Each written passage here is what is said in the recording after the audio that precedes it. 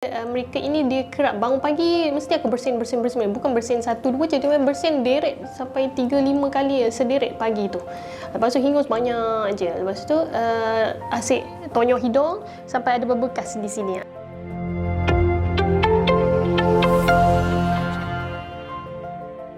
Assalamualaikum warahmatullahi wabarakatuh. Saya Dr. Faizah Abu Bakar daripada Klinik Uzma. Dah jadi doktor selama lebih kurang 10 hingga 11 tahun lah. Jadi awalnya dulu dekat hospital government di Hospital Serdang, lepas tu berpindah ke Kuantan, berkhidmat di Kuantan, dan kemudian pulang semula ke Selangor di bahagian ONG dan juga Jabatan Kesihatan Negeri. Kemudian mengambil keputusan untuk membuka klinik sendiri, Klinik Uzma lah. So sampai sekarang di Klinik Uzma. Allergic rhinitis ni dalam Melayu kita panggil resdung.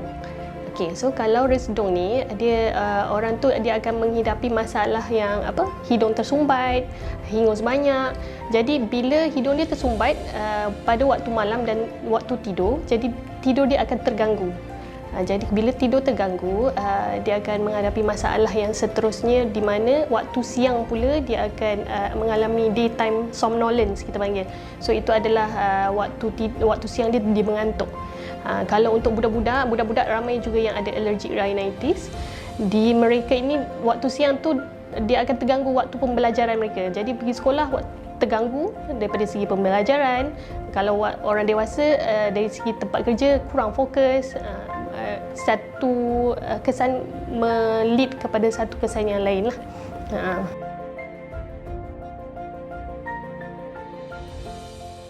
Penghidap yang menghidapi allergic rhinitis ni, mereka mempunyai satu immune system yang sensitif. Compare dengan orang lain, dia lebih sensitif. Jadi bila mereka terekspos ataupun terdedah kepada allergens, maksudnya allergens ni adalah benda-benda lah, mereka akan mengeluarkan satu immune response yang terlebih dan mengakibatkan hidung mereka, dia akan mengeluarkan beberapa chemical. Antaranya adalah histamin, di mana benda-benda ni akan membuatkan hidung dia bengkak, mengeluarkan cecair hingus yang berlebihan. Jadi apa itu allergen? Allergen tu pula ada banyak. So antara yang common adalah hama, house dust mite, hama ataupun debunga, pollen, juga bulu-bulu daripada binatang, bulu kucing macam tu.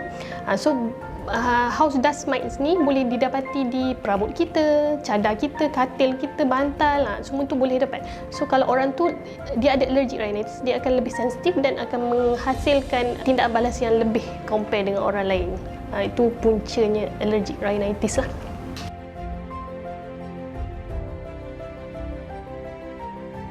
Mereka symptoms dia, mereka ini dia kerap bangun pagi mesti akan bersin. Bukan bersin satu dua je, dia bersin deret sampai 3-5 kali sederet pagi tu. Lepas tu hingus banyak je. Lepas tu asyik tonyoh hidung sampai ada berbekas di sini. Itu antara simptom-simptom yang kita boleh kenali yang orang ni ada allergic rhinitis. Budak-budak memang ramai.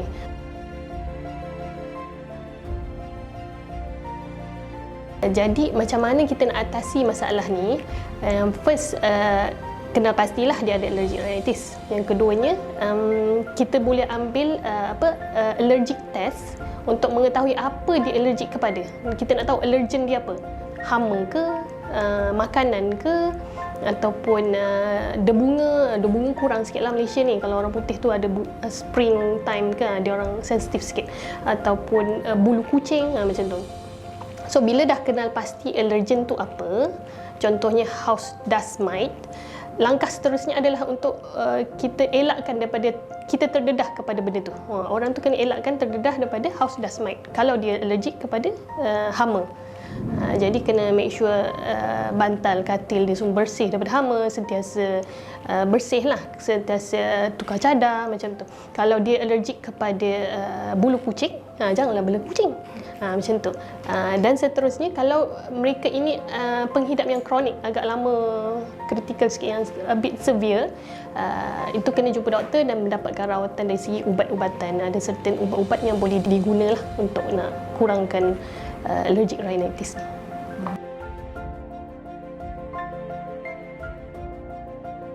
Saya cerita pula kepada hama, dust mite. Kalau orang tu dia allergic kepada dust mite, hama tu ada di katil tempat tidur mereka, di bantal, di cadar. Hari-hari dia tidur, tapi dia tak tahu. So antara kesan lain dia bukan sahaja allergic rhinitis, dia boleh juga membuat kesan kepada kulit muka mereka. Boleh membuatkan breakout, jerawat macam tu. So itu antara salah satu lagi kenapa kita perlu a bit sensitif dengan tempat tidur kita. Kita kena tahu apa kita allergic kepada. Sekiranya orang itu ada masalah-masalah ni lah.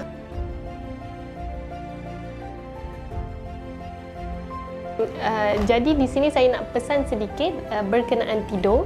Kita perlu jaga tidur kita. Nabi kita dah ajar sunnah-sunnah tidur.